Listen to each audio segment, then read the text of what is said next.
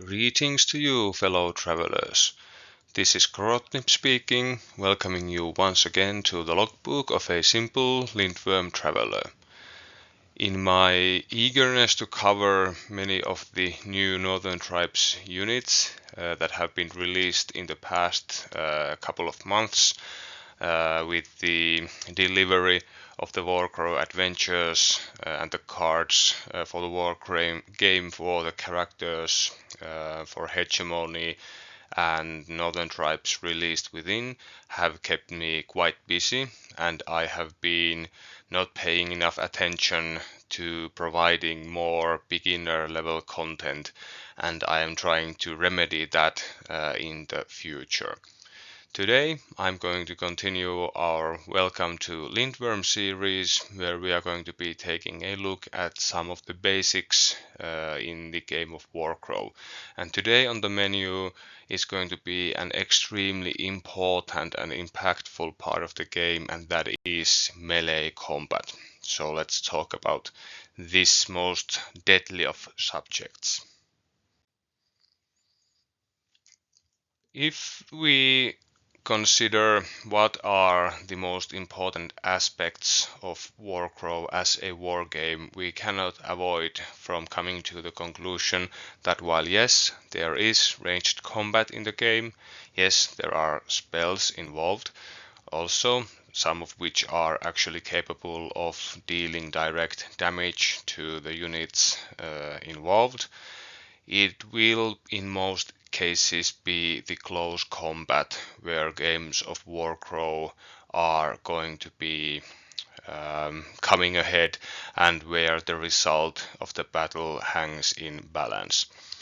And this is not only because close combat is the most effective way of dealing traditional damage to your opponent's forces, but also because Warcrow is shaping up to be a very positioning heavy game in which securing, holding, capturing objectives is extremely important.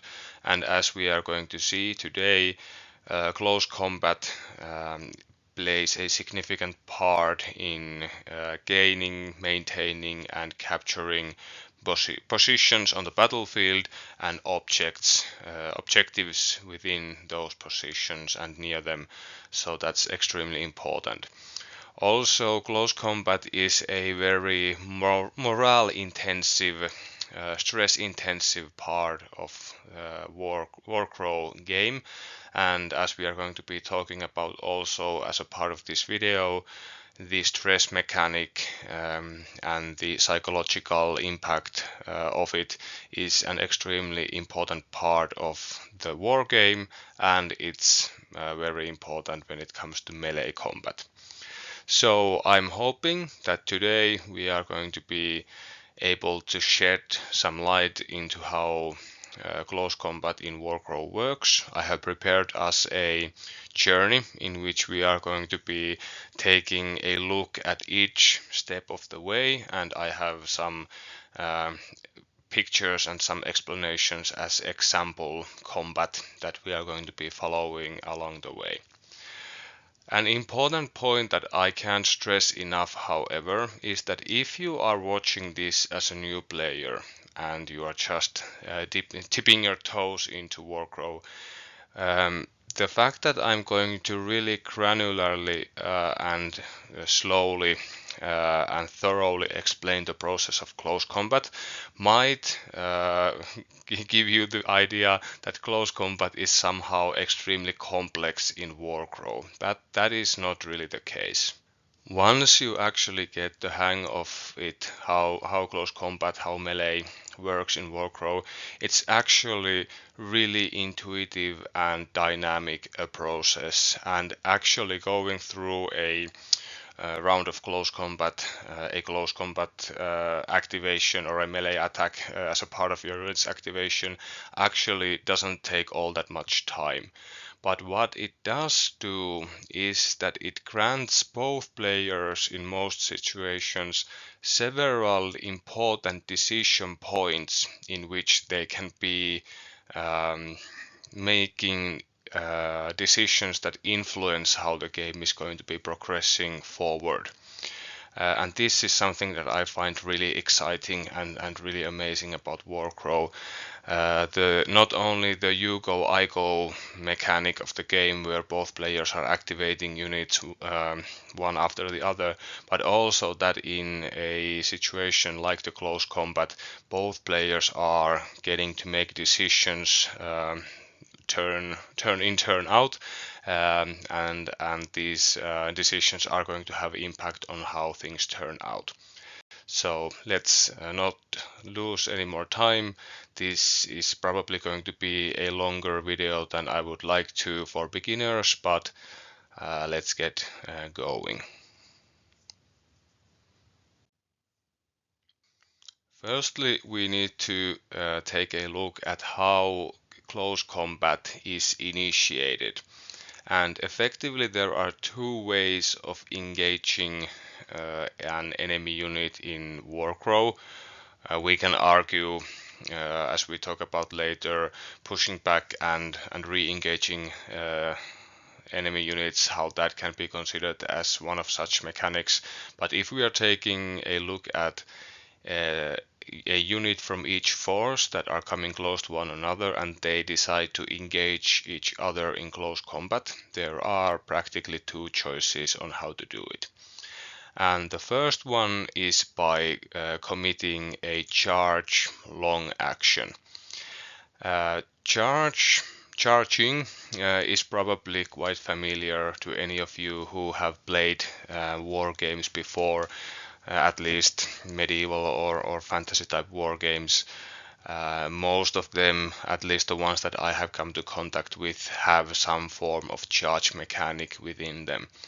And the idea is that your unit sees their enemy, they perform a rush to get to the enemy and strike them in melee with increased force thanks to the energy that they have built up running to the enemy unit to charge and inflict damage upon them.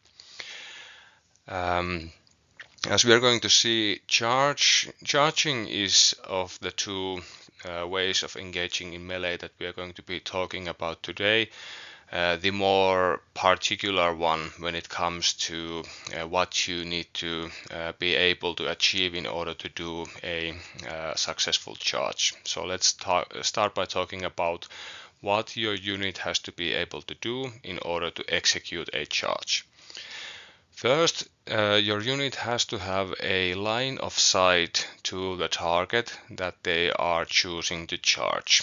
And as you may already know from, for example, my scenery piece video, the terrain of Warcrow video, how line of sight works in Warcrow is that the unit that's checking its line of sight needs to have a straight unobscured line from the unit's leader to at least half of the members of the unit that they are checking line of sight to.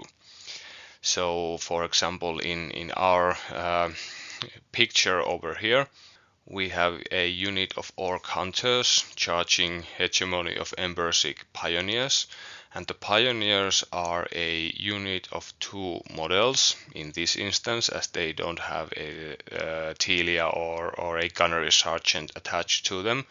So this means that the orc hunter leader needs to have line of sight to one of the two dwarves in order to check this requirement of having line of sight.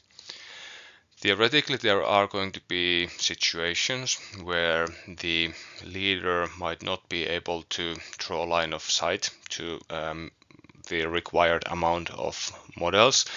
This probably is going to usually come up when we have terrain in play that's obscuring line of sight, and the opposing unit is taking advantage of such terrain in a particular way.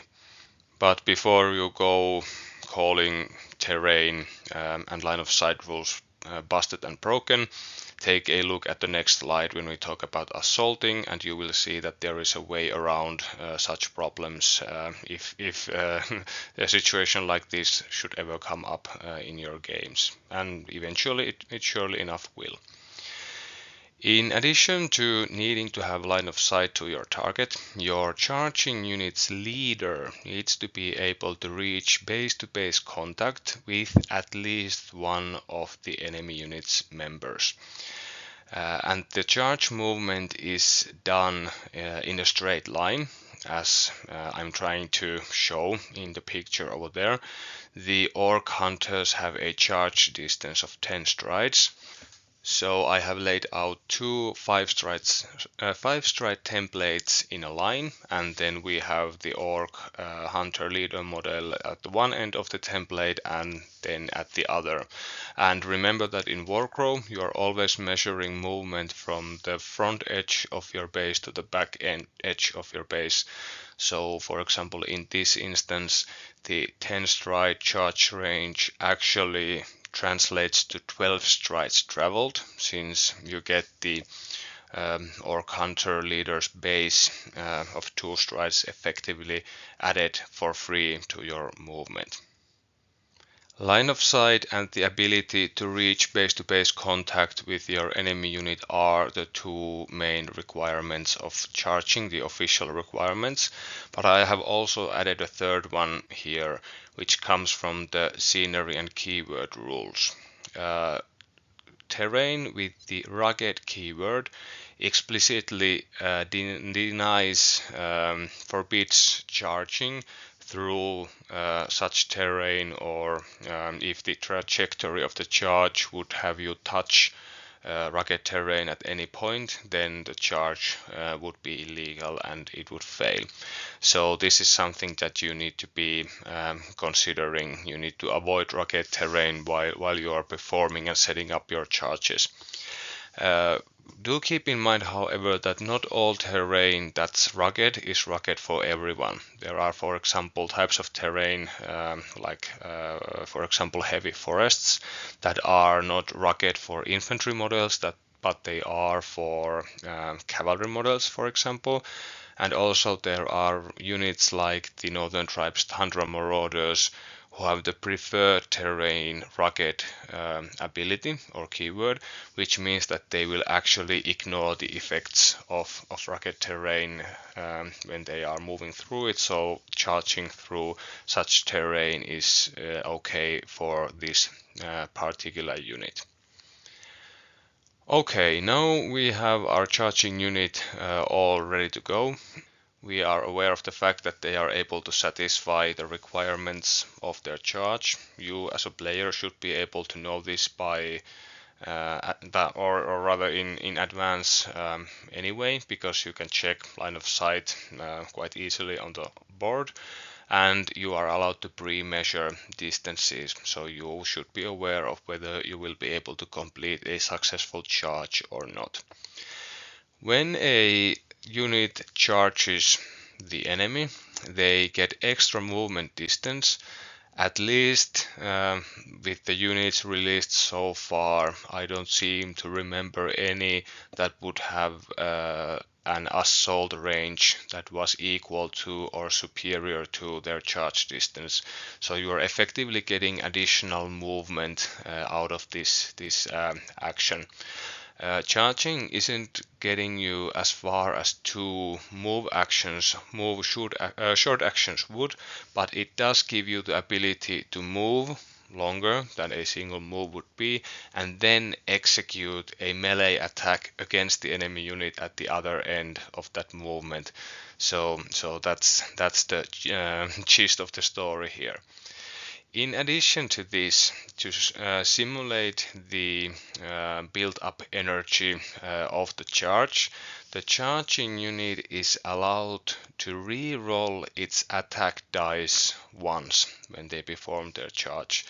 And this is all or nothing type of re-roll. You get to make your attack roll, as we are going to be discussing soon, and then you will decide, okay, I'm going to keep this or I'm going to re-roll all of it. You can't pick and choose what to re-roll and what to have remain. Charging is also doubly important for units with the bloodlust keyword when they are engaging targets of their bloodlust, since if they are able to get a charge off, they will be allowed to use this quote-unquote charge attack reroll on every subsequent attack against the same unit while the same engagement is maintained. So these units get more value out of charges potentially. Then again, these types of units, if they don't pass a willpower test to control their bloodlust, they might be charging when you would prefer them not to do so. But maybe more on that subject another time. The secondary way of engaging enemy units in melee is called assaulting.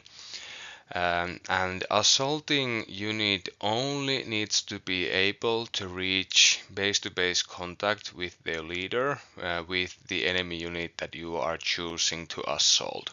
So no requirement for line of sight to be able to assault your enemy, and no rule against assaulting through rugged terrain, although as we are going to be talking about, slowed state might come up in such a situation. And what a successful assault gets you is a single movement, two-part movement as movement in Warcrow is, your both movement values, and a melee attack afterwards, but no longer movement distance and no charge attack reroll. So assaulting an enemy unit is a compromise that you should usually be using only if charging is not possible. If there is rugged terrain in play that will stop you from charging, but assaulting is okay, then that's a situation to go for it.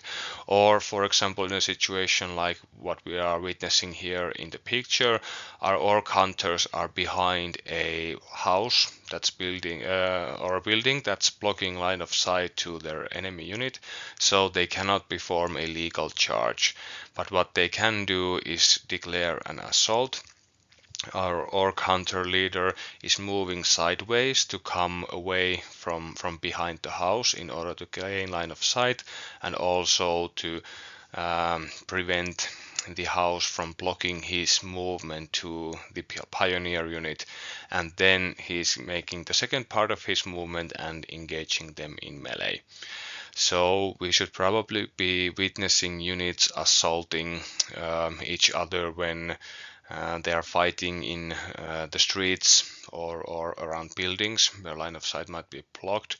When a unit is assaulting into or out of a forest, there is a unit in the way that's blocking line of sight, or maybe a piece of rugged terrain is involved. So it's a way to get around some of the restrictions of charging without being quite as powerful. Obviously, there might also be in the future a situation where a unit is somehow extremely resistant to charging, but not so against assaulting. I figured that maybe Bulwarks would have been one such unit, but actually their Charger's Folly ability works equally well against assault and charging, so it remains to be seen whether this is going to actually be a consideration at some point going forward. But all in all, assaulting is slower and offensively not as powerful as charging, since you are foregoing the reroll. So the checklist should more or less be: can I charge? Yes, okay, let's go. And if not, then can I assault? And only if it's necessary, then you compromise and then you perform a assault instead of a charge. Which leads us nicely to the slowed state and its effects on reaching melee. If your charging unit is suffering from the slowed state that it has gained through, for example, accessing rugged terrain earlier, or by a spell effect or an ability that your opponent has used to impose the state upon you, the charging unit has to reduce the charge distance by 4 strides, which may in the end leave them unable to complete a successful charge. And note that if you do choose to charge with a slowed unit and you actually pull off the set charge, the slowed state will still remain upon your unit, at least the way I read the rules, since you have not performed a move or assault action, but rather you have just performed a charge. If you are assaulting while suffering from the slowed state, you will only be able to use your first movement value out of the 2 that's described on your profile. On most units, such as our orc hunters pictured here, the second movement value is the slower one. So you are not giving up the better part of your movement, even though from a humble 3-2 movement, that 2 or actually 4 strides when we include the base as before is rather substantial. But there are obviously units like, for example, the orc wise main, who has the higher movement as their second value, so they will be more impacted by the slowed state. Regardless, when you perform a assault with your slowed unit, you get to discard the slowed state at the end of that activation. So unlike charging, assaulting will actually allow you to shed the state so that you are more maneuverable later during the battle. So this is yet again a decision point that you need to consider if you ever find yourself in a situation where you have the chance to either charge or assault with your slowed unit. Do you take the charge and get maybe more movement and surely that reroll from the attack, or will you forego those bonuses for a shorter assault movement, but you will get rid of the slowed state that you are able to then use that same unit later more effectively.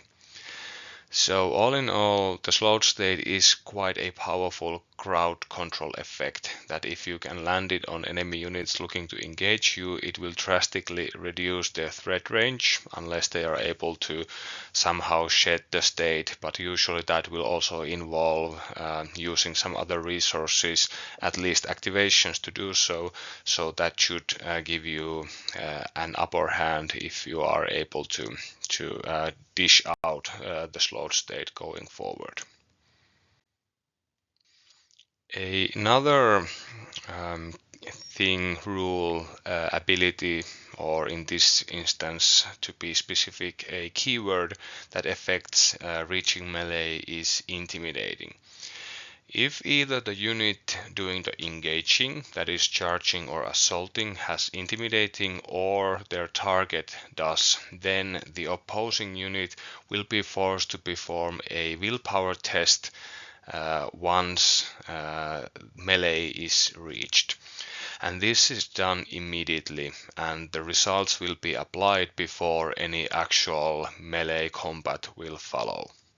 If your unit is lucky enough to possess the fearless keyword, such as for example a orc hunter's unit led by an orc wise main would, then there is no need to roll for intimidating and you can just proceed with your attack as normal.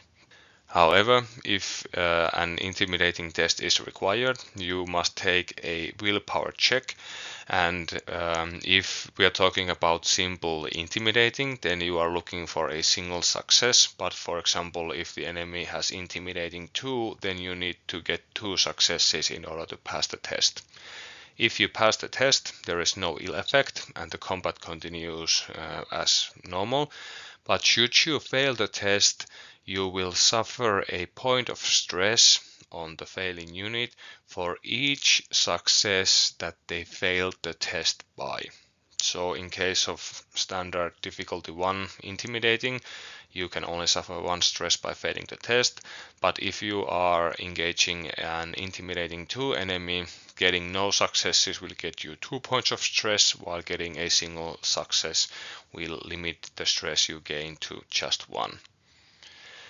There are also some spells and effects that cause intimidating and maybe some related effects, such as the Orc Evoker Spirit of Thermopleurus spell, which grants intimidating, and it has a altered version that can be made into intimidating 2, and if the target of the intimidating ability fails their test, they will immediately be demoralized, they will break, and they will flee from the fight without a single blow being landed.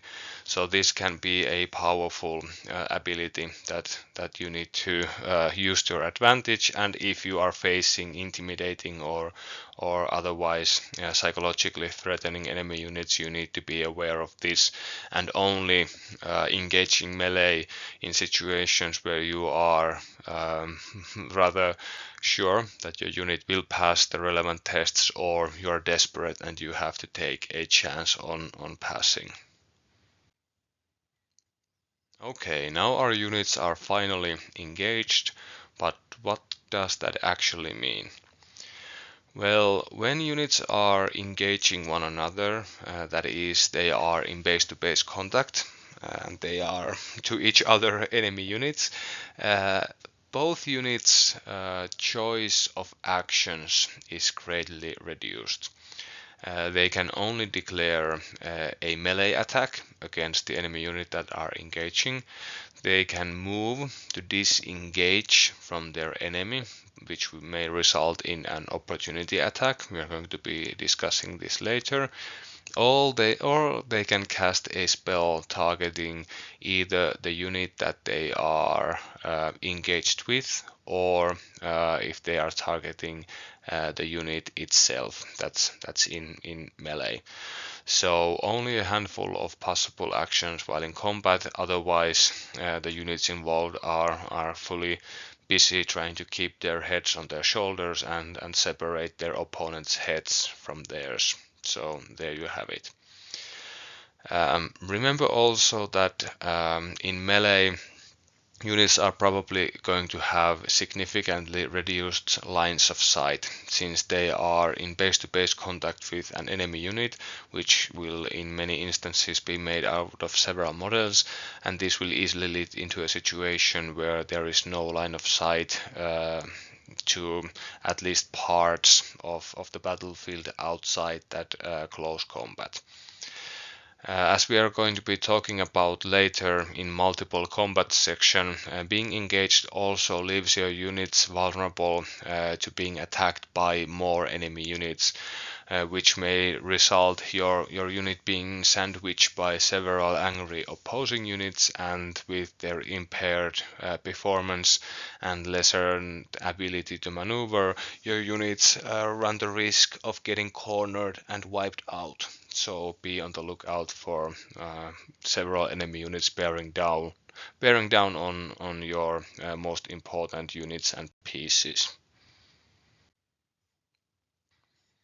Alright, now almost half an hour in, goodness gracious, we finally reached the point when we get to talk about how to actually perform a melee attack in Warcrow. So we are going to be going through each and every step of the way together, and don't be alarmed by the fact that there seems to be a lot of steps involved. Actually, many of these steps are the players one after the other doing the same small thing, or making that one yes or no decision and then applying the results, and as you play, this thing starts to flow really intuitively and really quickly, so there's no need to be alarmed by the fact that there are going to be plenty of things that we are going to be breezing through next. Okay, the first step is the one with the wall of text, so sorry about that. When you declare a melee attack, in this instance, in the example that we are going to be following through for the rest of this video, we have a unit of orc hunters that has now successfully attacked a unit of hegemony pioneers. As we can see from the picture on the top there, our Northern Tribes player has been able to get their orc hunter leader into base-to-base contact with the pioneers, and then he has, or they have simply arrange the rest of the orc hunters around their leader in accordance to coherency rules. But now that the orcs are going to be declaring a melee attack against the pioneers, they need to start by performing the so-called positioning maneuvers. And this movement, simply put, is the unit that's attacking having as many of its members as possible rush into base-to-base contact with their enemies and start laying into them. What you do need to understand about Warcrow is that this base-to-base contact that your unit's members beyond the leader are trying to gain is very much a maneuver thing, and very much a how should we say it, a bookkeeping or story thing.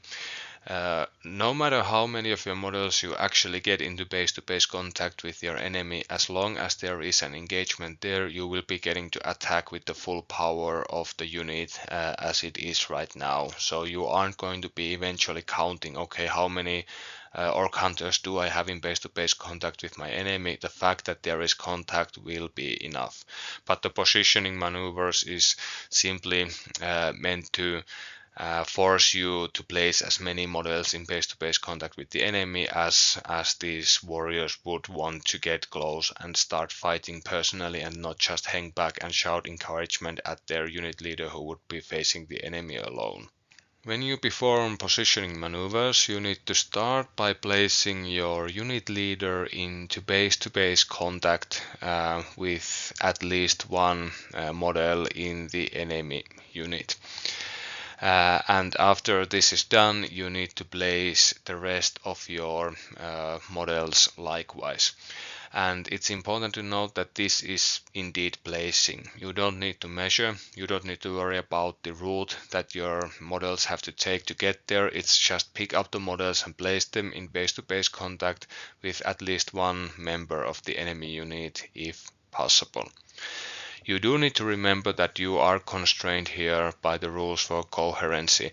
So every single model that you place needs to be able to stay within 2 strides, that is 1 basis distance from the unit leader, and they also need to be able to draw line of sight to their own unit's leader. Remember that the models of the unit don't block line of sight to one another, so a rather easy way of achieving this is by placing one of your orc hunters, in this case, in base-to-base contact with your unit leader and an enemy model, and then you can pick up the next orc hunter and place it in base-to-base contact with the one you just placed and in base-to-base contact with an enemy model, and voila, you have them automatically both in coherency and engaging the enemy, unless you are trying to place them on the other side of the enemy unit and now you break line of sight to your leader, which is forbidden. And I think this is pretty good design, since it stops you from effectively trapping the enemy unit with a single unit of yours in most situations, unless you have managed to corner them against impossible terrain piece or something like this. If positioning your units or your models rather is going to be helped by the fact that you exchange the positions of your leader and any other member of the unit before you start positioning, then you are allowed to do that, so keep that option in mind. If the geometry of the area of the battlefield where you are fighting, the positioning of other units or other circumstances prevent you from having all of your models in base-to-base contact, then those models that cannot be put into base-to-base contact with the enemy being engaged and still in coherency with your unit leader must then be placed in base-to-base contact with your unit's leader as close to the enemy as it's possible. And if this is not possible, then you do exactly the same, except that with any other member of the unit. So in base-to-base contact with any other model in your unit and as close as possible to the enemy unit. And if all of these things somehow become impossible, then you just place the model in coherency and as close to your leader as possible. And this should result more or less in what you see in the lower picture over there. As many members of the unit as it's physically possible are now in base-to-base contact with the enemy unit, and they all remain within 2 strides and with a line of sight to their unit leader. And lo and behold, we were able to place all of our 4 orc hunters in base-to-base contact, coherency is maintained, and now we finally get to the fun stuff. The next step of melee combat, as outlined by the rulebook, is selecting the melee attack to use from your unit's profile. So far we haven't seen any units that have access to several different melee attacks, at least I can't think of any, so this is basically a moot point, but we can expect that in the future there are going to be units that have several different kinds of attacks to choose from, so remember that you can't perform each of those, but rather you have to pick one. I would, for example, imagine that there are going to be units with a more damage focused attack type, and maybe another with a strong crowd control effect, or maybe a more defensive dice set or something like this. But if you have access to such a choice, you need to make it now, and then you can't change it later. Okay, now you have declared, or the attacking unit has declared. In this example, we are thinking that we are the player who's active and who's performing the attack, so it makes it a bit easier to follow along. Our attacking unit has now chosen to use its basic melee attack, and now the defending unit generates its defense roll. You see the base defense roll under that tower symbol in the unit card, so you pick the colored dice that are described there. And if there are any additional automatic symbols, for example, they will be described there, or remember to check the bottom of the card. If you have a character attached, they might be giving you additional automatic symbols or maybe dice that you might be able to use. If a unit is capable of pushing for extra performance, applying a push modifier, next to that tower on the card there should be a lightning symbol in white and a plus symbol, followed by whatever reward the unit will get by engaging the said push modifier. And that might be additional dice or automatic symbols that you would be then adding to your roll. If you choose to activate this ability, that will cost a point of stress that you need to immediately add to your unit. Again, it's important to note that your attached character, if there are any, might have their own push modifier that gets added on top of what you are already getting from your own unit card.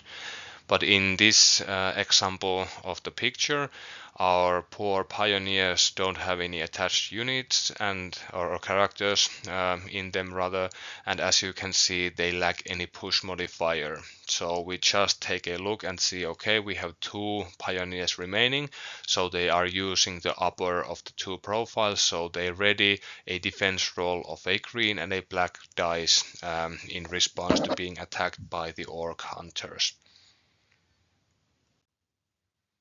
And now the orc hunters get to mirror what the pioneers have just done.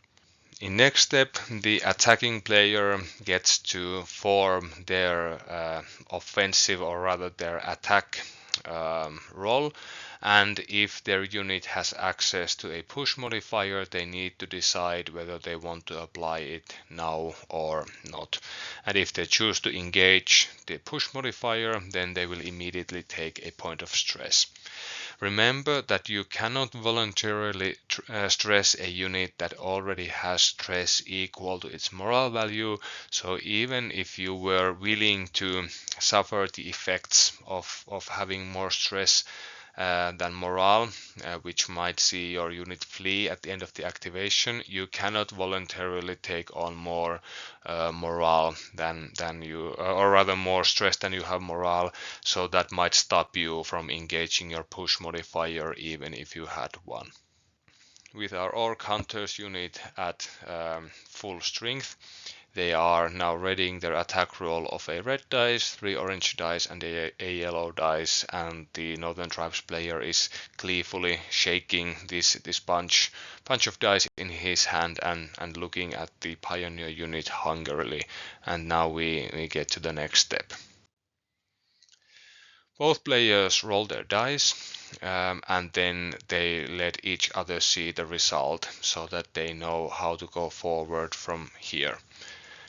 If one or both of the units have the ability to re-roll their dice, now is the time to do so. And in our example, as the Orc Hunters have charged, they would be able to re-roll this roll if they so choose. But our Northern Tribes player is considering this roll to be on the lucky side, so they don't want to re-roll, but they will rather accept the result that they have before their eyes. It would appear that unlike in many of the other parts of melee combat procedure, this reroll section does not explain who goes first if both players have rerolls to use. It also seems to be that in some instances when there is a conflicting timing, preference is given to the active player, and at other times the preference is given to the player with the initiative token for that game round. So I would suggest, if ever there comes a situation where both players are willing to roll, that you work out with your opponent on how to proceed, and then in the future hopefully Corvus Belli will inform us via a FAQ document on how to resolve a situation such as this.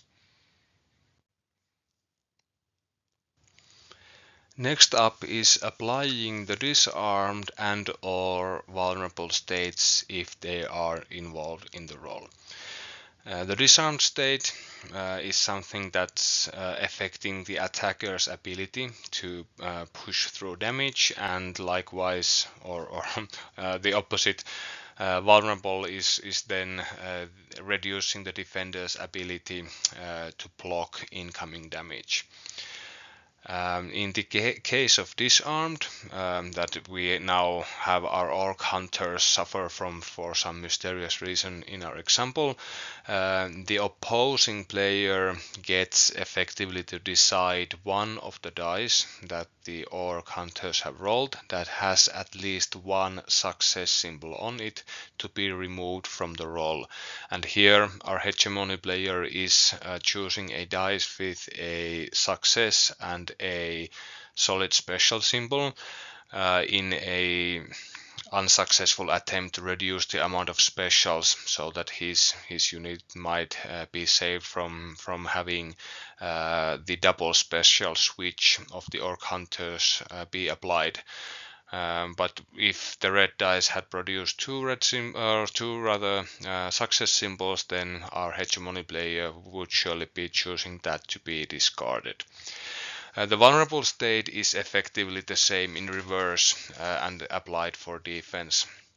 As in this example, we have the Pioneer suffering from the vulnerable state.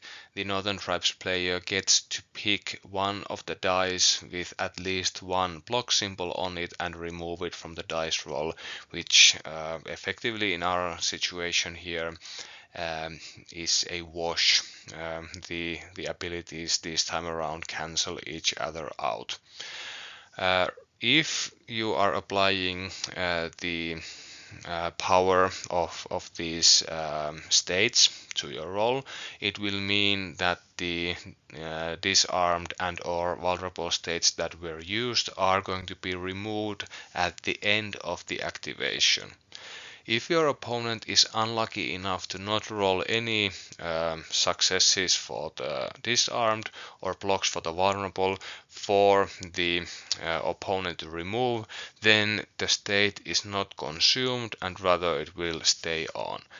But what's rather important to notice here is that the state token itself is only removed at the end of the activation. And why this is important is that as long as you have the state token, you cannot gain another. So for example, as we are going to be seeing, the orc hunters in our example here would be unable to inflict the disarm, or rather the vulnerable state on the pioneers again, since technically the vulnerable token is going to remain on the pioneers until the end of the current activation. After, and it's important to note that after using the vulnerable and disarmed states, if either or both of the units involved have the elite keyword, they get to activate this or rather use this ability.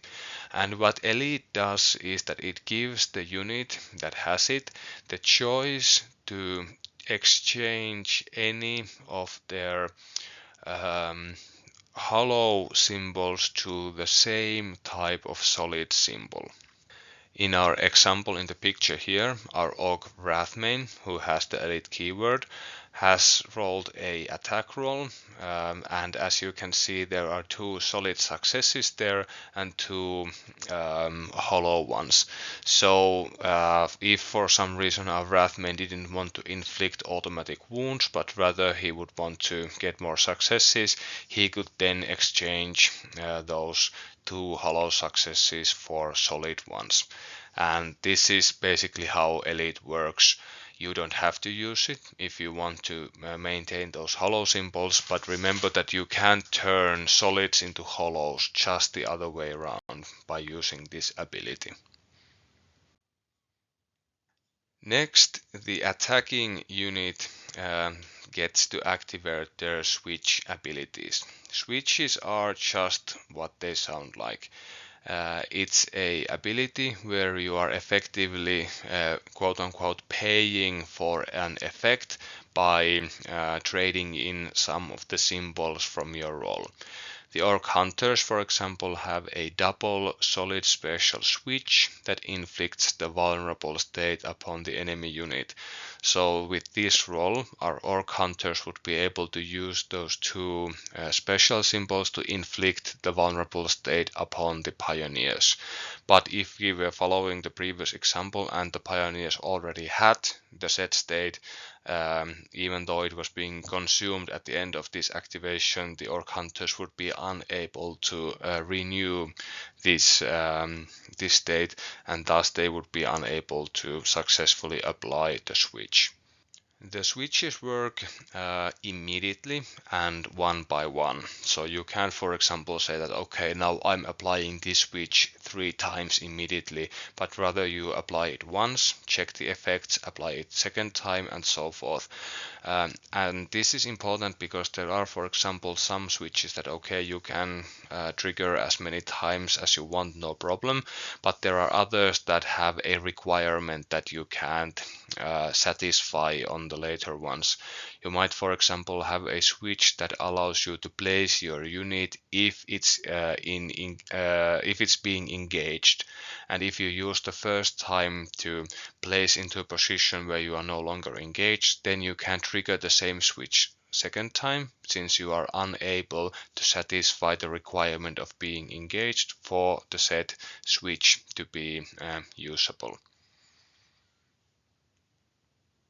If your switch abilities affect the symbols that your opponent has rolled, remember that you can only affect those symbols that are already there. If, for example, the defending unit in this instance had a way of changing some of their symbols for another one that then you would be able to cancel, then that would be not good for you, since those symbols that they are going to be switching into aren't there as of right now. But then again, if you are able to cancel something that they already have present, then that won't be there for them to employ their own switch. If, for example, an orc hunter's unit is attacked in melee, they have a rather powerful switch ability, or at least potentially powerful switch ability, that allows them to switch blocks for successes, EA damage against the attacker. But if you had a unit that was capable of taking away blocks from that roll, then you would be in essence safeguarding your own unit, because the orc hunters would then run out of fuel for their switch ability to make use of that.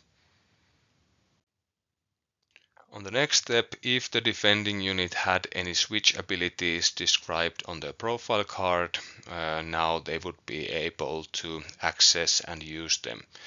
Keeping in mind that they may have at this point lost some of their symbols to switch effects by the attacking unit, but then again the defending unit at this point gets to work with the quote-unquote perfect information, since the attacking unit has already rolled their dice, or rather both sides have already rolled their dice, and the attacking unit has already employed their switches, so the defending unit is in the driver's seat in the way that it knows exactly what's about to happen and can then choose to use or not use its switches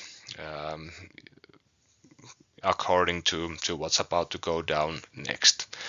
The same thing applies here. Any and all switches triggered are triggered one by one and immediately, and their effects are applied before advancing to the next one.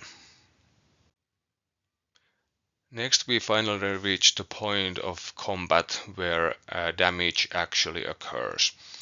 Both sides compare their dice results, and all the blocks that one side has rolled are going to cancel a success from the other. And in our example here, our orc hunters have rolled a total of 4 successes, and our pioneer opponents have rolled a single block that's still remaining after the vulnerable state has been used. So this block will cancel the success, and the dwarf pioneer unit will be dealt 3 damage in the form of wound counters. As for example, northern players probably know by now, sometimes the defending unit is also able to inflict damage back via switches, or maybe offensive dice mixed in with their defensive ones.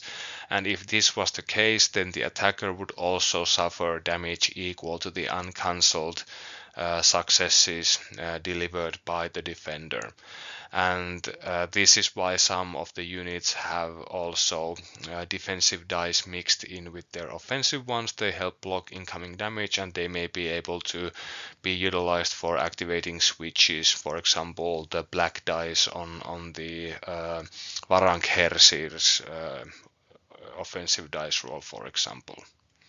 If you have any abilities that add damage to your attack roll, or you have employed automatic wound inflicting switches, now is the time to add that to the tally also. And now that we know how many wounds each unit has suffered, it's time to remove casualties. And how the casualty removal process in Warcrow works is that you check if the unit has suffered at least the same amount of wounds as the unit has in its wounds attribute. And as we see here, the pioneers have a wounds attribute of 3, and we have allocated 3 wounds tokens to the pioneers. This will trigger a casualty removal where you take one of the non-leader pioneers from the unit, remove the model, and then you get to remove three, in this instance three, wound tokens from the unit card. Then you will continue this process until there are less wound tokens remaining on the unit card than there is a wounds attribute on the set card. What this means is that if a unit that has a officer type character attached suffers damage, it's possible that the entire unit itself will be wiped out around the said character, and the character will detach to a solo card. So if, for example, we had a hegemony gunnery sergeant in this pioneers unit, and she is an officer type character, and then both the pioneers would be removed because of damage suffered, then you would remove the pioneers card altogether, revealing the gunnery sergeant card from underneath. Then you would exchange the rest of the wounds to the gunnery sergeant's card, and then check if that wounds amount equals or exceeds that of the gunnery sergeant. If yes, then they become a casualty also, and if not, then now she will continue to fight on her own.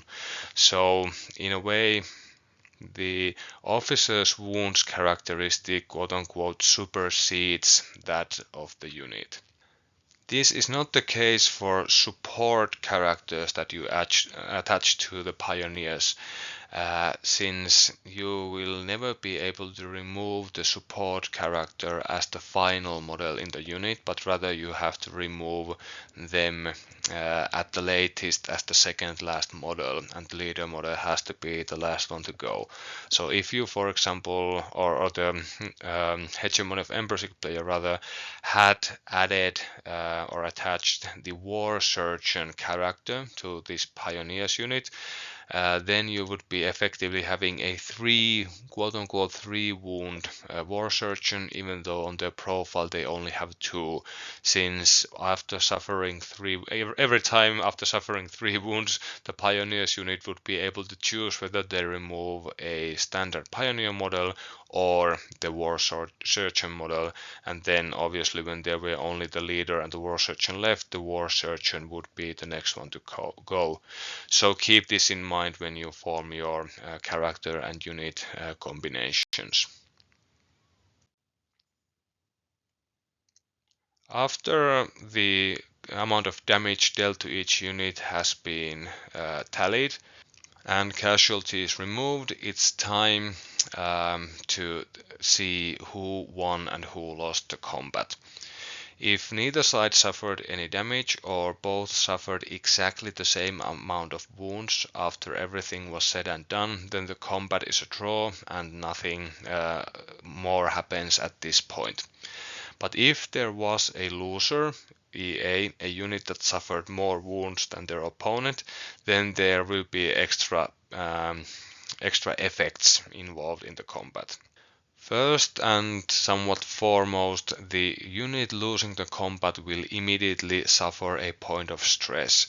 And note that it's possible that even though your unit wiped out the enemy unit, they may have suffered more wounds in return, and thus they will receive stress even though they have destroyed their opponents entirely.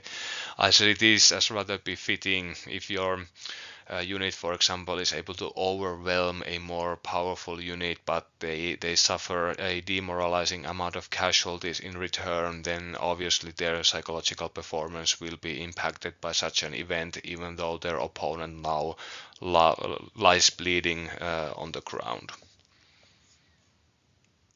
Determining the loser of the combat will also be important for a step that we are going to be cover quite soon.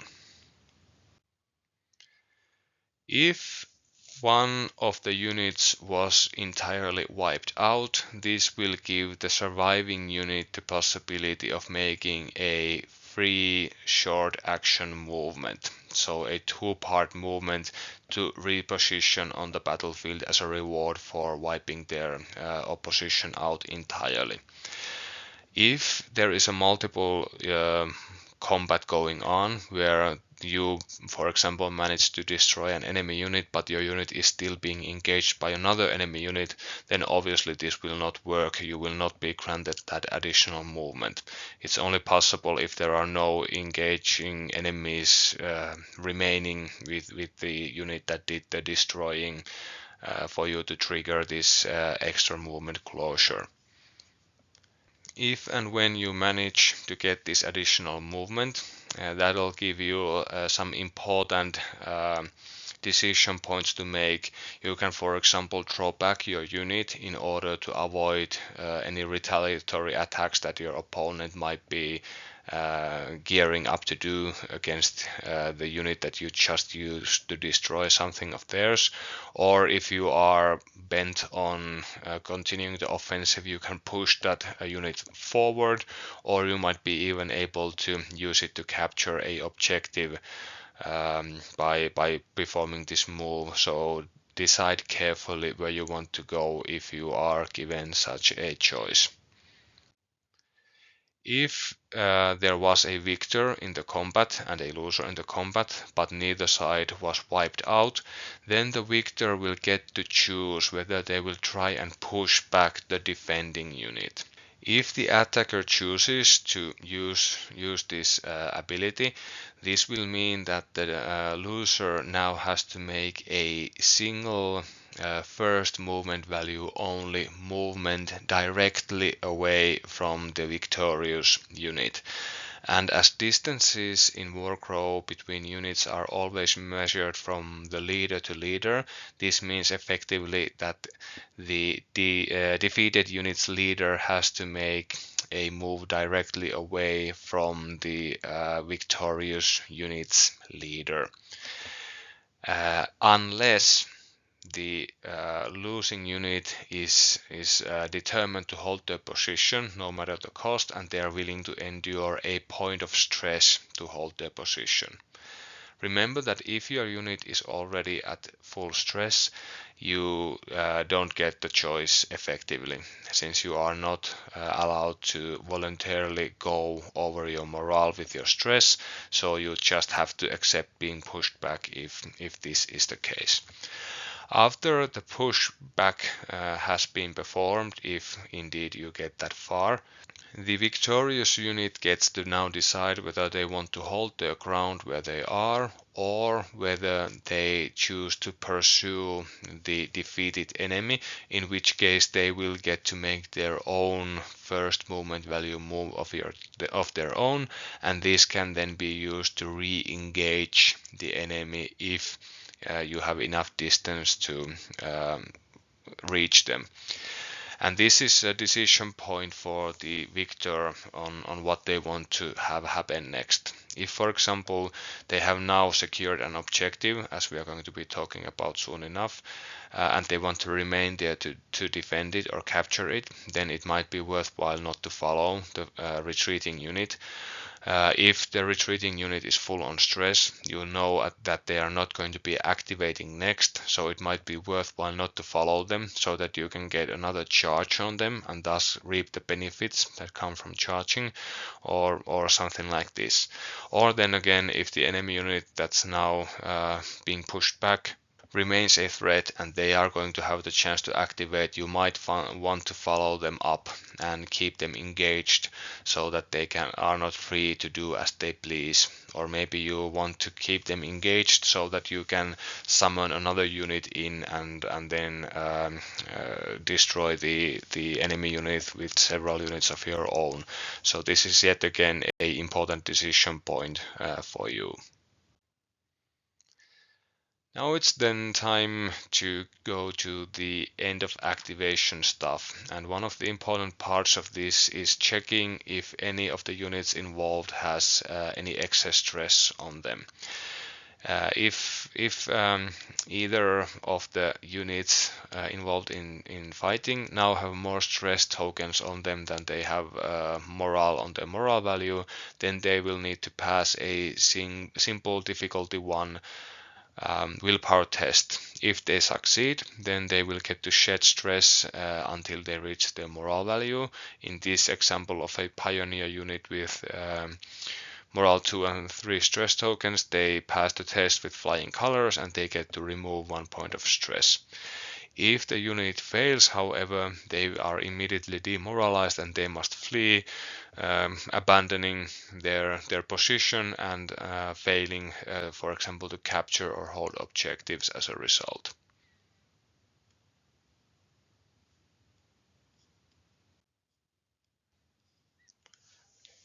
You will also get to trigger all the other abilities and effects that happen at the end of the unit's activation, and you will get to the very important step of seeing whether the control of any objectives on the battlefield changes hands. And what you do here is that you check if the unit that's activating has ended its activation within a 3 stride distance measured from the leader, again, of a objective. And if this is the case, then you check for the control of the objective, but just that one objective. And what you do is that you calculate the conquest value, combined conquest value of all units from both sides whose leaders are within 3 strides of that objective, and whoever has more conquest takes the objective. If there is a tie, then the objective remains in the hands of whoever had it previously. So it's very important to choose which part of the battlefield to focus on at any given moment, which objectives to push for, since you aren't effectively able to project conquest at 2 points of the battlefield during the same activation, except with certain extra activation granting abilities are coming into play. Phew, we are almost there. Let's try to keep going. As you may have noticed previously, when a unit is engaged, they aren't necessarily engaged for good. A unit that's activating while in melee contact with an enemy unit has the option, if they so choose, to simply move away from the enemy unit that they are engaging, if the geometry of the situation allows for that and the unit isn't, for example, trapped between the enemy unit and a piece of impassable terrain. If the unit activating chooses to disengage away from their enemy unit, this will give the unit being disengaged the possibility of triggering an opportunity attack against the disengaging unit. And how this opportunity attack works is that the unit performing the said attack has to suffer a point of stress in order to execute it. And if they are able and willing to do so, they get to make a single melee attack roll against the disengaging unit's defense roll, but this is not actually counted as a melee attack, and neither side is allowed to trigger any switches or push modifiers, and even if damage is incurred, there will be no combat result after the fact. And then if the disengaging unit survives the experience, they are free to do what they want with their second short skill. If, for example, our pioneer over here was able to disengage from the orc hunters successfully without getting killed for his trouble, he might, for example, be able to shoot them next. Do remember, however, that there is no set order in which you have to do things when you're activating in Warcrow when it comes to, for example, moving and attacking. You don't have to always go move and attack. You can go also attack and move.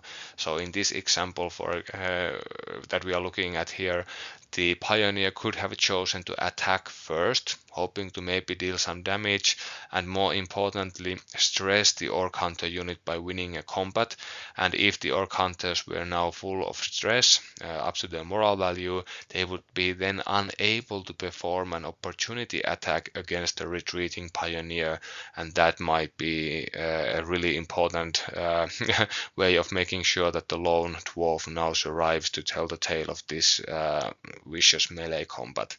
So keep your eyes peeled for situations where you can impose stress upon the unit that would be able to do the opportunity attack so that they will miss their chance to attack.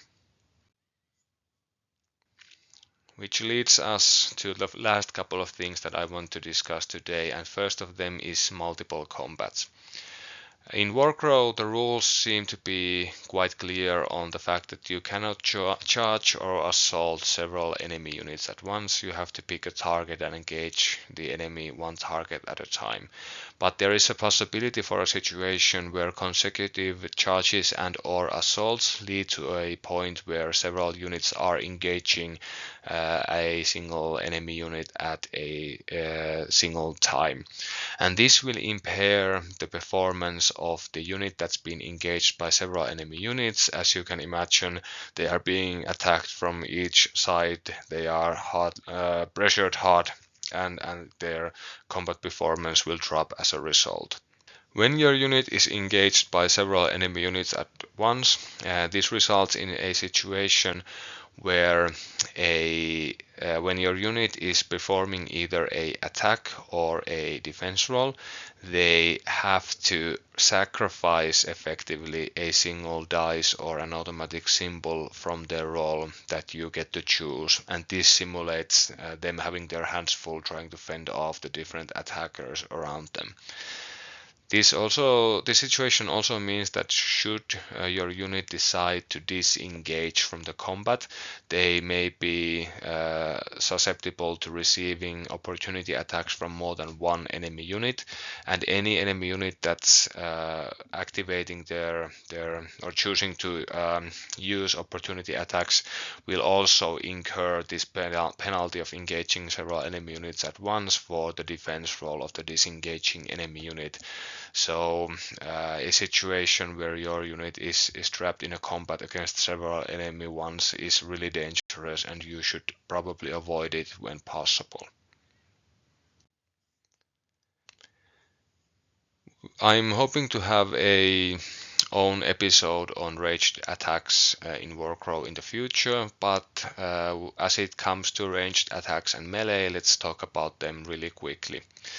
In Warcrow, unlike in some other war games, you are actually allowed to target enemy units that are engaged with your units with ranged attacks, such as, for example, spells, as is happening here in our example. Our Frostfire Herald is choosing to take his chances and cast a damage-dealing spell against the Orc Hunters that are engaging the poor Pioneers. There is no randomization procedure if a ranged attack or ranged attack like spell is directed against an enemy unit that's in combat with one of your units. The target of the attack will receive the full brunt of the attack, and that's that.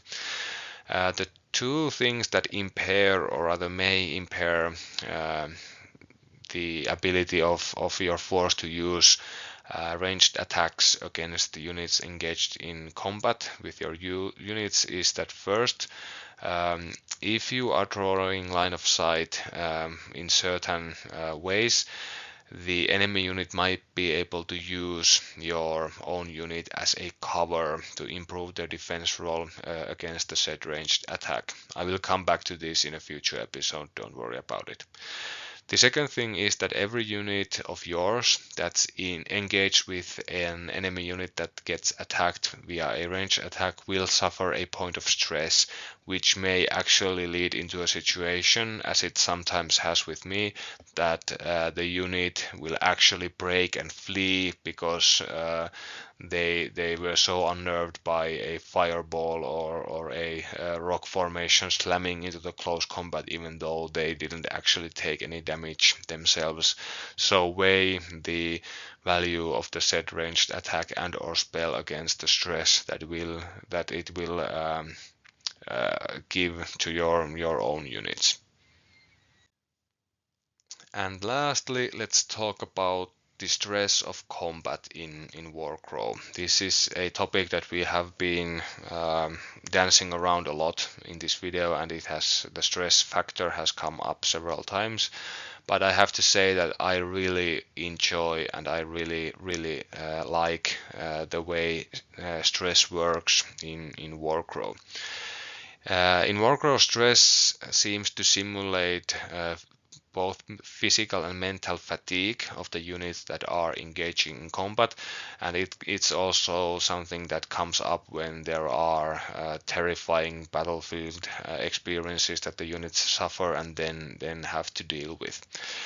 And as in real world combat conditions, historical and modern, it's not enough to simply inflict wounds, damage, and casualties against your opponent in order to degrade their ability to fight, but also tiring them out and stressing them so that they can't effectively continue to fight is an important aspect of warfare through the ages.